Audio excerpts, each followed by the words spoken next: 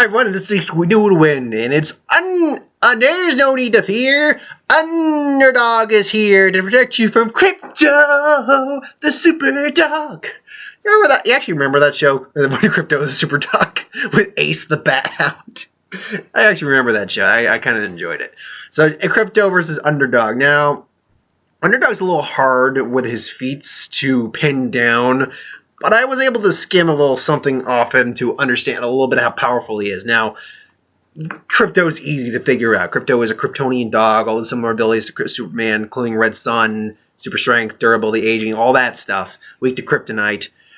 Strong enough to make Superman bleed if he bites him, because he is a Kryptonian dog. So there you go. UnderDog's a little harder to pinpoint. I've tried to find feats, and I can only do that by actually watching some of the old show. But I have been able to pick up some things. So first off, he's known as Shoeshine Boy when he's not UnderDog, but when he transforms, he turns into UnderDog. Now, as far as I can tell for his feats, he's bulletproof. He's super strong. He's speed of lightning, roar of thunder. So if you're to take that literally, he's as fast probably as a lightning bolt. Now, in terms of can he keep that speed up constantly, that remains to be seen. But if you talk about the speed of lightning, that's pretty fast. Now, it's not instantaneous movement by any stretch of the means, but it's pretty fast. He has a sonic roar, which can shatter glass, things along those lines, the roar of thunder. Super strength, in terms of super strength, that was harder to pin down. But I was able to find a few things. He was able to put, after watching a few things, including the intro, where he saw that he actually saved a bunch of sperm whales and from falling. I don't know exactly what the context was of that, but he saved sperm whales from basically falling, and he carried them away. And sperm whales are among the larger of the whale species, so he lifted several of those probably within the span of a couple of minutes. So that's pretty strong. And he's where was I? And he lifted.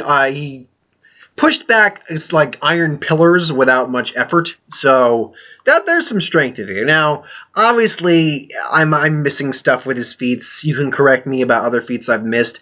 UnderDog was not, believe it or not, UnderDog's not easy. You can look up his wiki and stuff like that. They don't list specifics on what he's done, how powerful he is. Just he's got super strength, flight, speed, all that stuff. So it's just not easy to do for UnderDog. I did my best with UnderDog that I could. So please don't get on my case. Now, I gotta see this like a Captain Marvel versus, or actually Shazam now. If you remember Justice League, the animated series, when Shazam and Superman fought, maybe Krypto has been misled by something, and UnderDog is there and stuff's like, there's no need to fear. UnderDog's like, okay, buddy, let's see how you want it rough, huh? Let's go. And the fight ensues. Now, in terms of an actual fight, because of the way UnderDog is actually designed, he's more anthropomorphic than Krypto is, so he can actually throw a legitimate punch. So there's an actual fighting style. Krypto, I don't know if he has a fighting style. Krypto doesn't necessarily have a fighting style. He's a dog and he's powerful, but he's just hard, just claw, ram, whereas UnderDog can actually go boom and throw a punch. So in terms of actual combat ability, UnderDog does have an edge in that regard. But it'll be a clash of force for a while, but if Krypto is even half as strong as Superman actually is, which I don't think he is, I think he's less than half as strong, but he's still pretty damn strong. We'll go a fifth as strong. If he's only a fifth as strong as Superman, he's still leagues above him, UnderDog, in durability and strength, because Superman has moved the frickin' Earth. What was it? His record before in All-Star Superman, what was it? 6 quintillion tons or something like that. I'm probably messing it up. But point being, quintillion tons, I think it was he said 3 times his record. 3, because he technically has no limit to his power. If you were to go by that statement, let's just say 3 quintillion tons, just for sake of sakes. If you were to divide that by 5, which we'll say maybe Krypto's got a fifth of the power. Let's just conservatively say that. Quintillion tons. 5 quintillion tons. Do you know what that actually would be? No, I'm asking, do you know what that actually would be? Because I don't know. No, 1 second. Quintillion times 3, 4. I actually got to do the math real quick on that. I should have actually done that number beforehand. I apologize for that. But divide that, because quintillion, that's 4, because billion, we know how that works. Billion, trillion, then quadrillion, or quintillion. So, that's so, if it's, point is, it's a lot. Man, it's bugging me now that I'm actually, kind of blanking on what that actual number is. Because I'm normally good at math, but really big numbers like this takes a little, thought to do. I know it'd be 6, it would be something like, and I'm going to be just throwing a random guess there, like 60 trillion or something like that. Or 600 trillion. Wait, 600 trillion?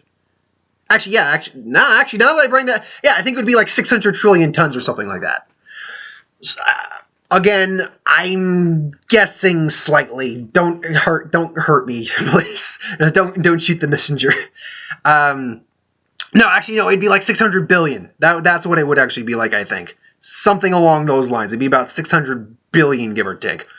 So, that being said, I don't think UnderDog has that level of physicality to him. So, after some, punches and, brawl and boom, Krypto's gonna just be like, and then just wail on, just take a big shot to him, just boom. Now, as durable as UnderDog is, he's a cartoon dog. He's got limitations in terms of, compared to Superman, who's animated character. UnderDog is not as durable, I don't think. So that would probably hurt him. But then the minute that Krypto goes in probably for the kill, just and then the roar of thunder takes place and just and then blows out Krypto's eardrums. Because first off, he's a dog. He's got even more sensitive hearing than Superman. He's got super sensitive hearing. UnderDog's roar can shatter glass, so that would actually probably blow out his eardrums. And he's reeling from that at that point. So now UnderDog's still shaking from that hit. Probably a little worse for wear, because Krypto just outclasses him physically. Goes back in and just starts rapid, speed of lightning punches, speed of lightning, and then boom, Krypto basically just, he's getting hit, but there's not enough damage to really hurt him to beat him. So now he just catches him on one pass and just grabs him, just starts bashing him back and forth. UnderDog's probably going to go down hard at this point, and the majority fight, I think Krypto takes this, but Krypto's gonna, the Roar of Thunder part is gonna, the Sonic Roar basically is gonna burst his eardrum something fierce, and that's gonna definitely throw him off, but I think he wins it in the majority fight. However, I say it's only majority, because I say he wins it like 70% out of 100, 7 out of 10, because in a scenario where UnderDog maybe doesn't go unconscious or just kill from Krypto ripping him apart, if he's like that close, he does one more Roar of Thunder point blank and basically not only reshatters his entire equilibrium, but maybe even messes his internal brain structure up from that. And Krypto just goes down unconscious. Not dead, I don't think. I don't think that would kill him, but unconscious. So in that regard, I think Krypto takes it the majority just because of sheer physicality. Because I thought, oh no, it's the vacuum. Okay, I thought I could hear music come. It's like, who's blasting music in the house that much? I think Krypto takes it because of just sheer physicality the majority of the time. Kind of like how in a Goku versus Superman fight, though Goku's clearly the better fighter, Superman just sheer physicality outclasses Goku. Goku can't keep up with the sheer physicality of Superman because his feats are just fucking ridiculous. But in a scenario where if UnderDog still remains conscious enough to do one more point-blank Sonic Roar, that would actually, I think, knock Krypto's ass flat out. So, and then UnderDog emerges the winner. There's no need. Of course, it'd be like, there's no need to fear. Boom. But, yeah. So, 7 out of 10 win to Krypto with a 3 out of 10 chance that UnderDog could take it. That's how I see that fight going down.